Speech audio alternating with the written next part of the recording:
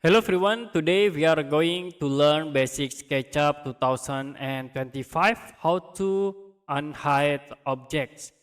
As example, I will select the rectangle and then you can use Pull Tools to convert into 3D. Another option, I will create rectangle in here, convert again into 3D, and then I will group these objects. Now, if you want to unhide and hide the object, you can use the text tools.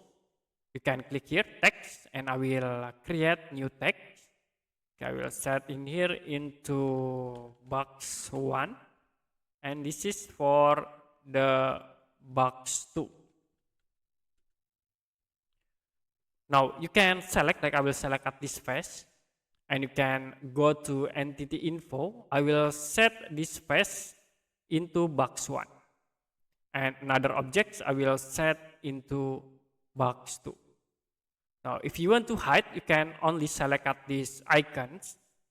We hide the box 2 and hide the box 1 for the selection phase. So you can unhide again by clicking at this icon. So that's it, very easy to hide and unhide in SketchUp with this text tool. And if you have any question about tutorial, you can comment below this video.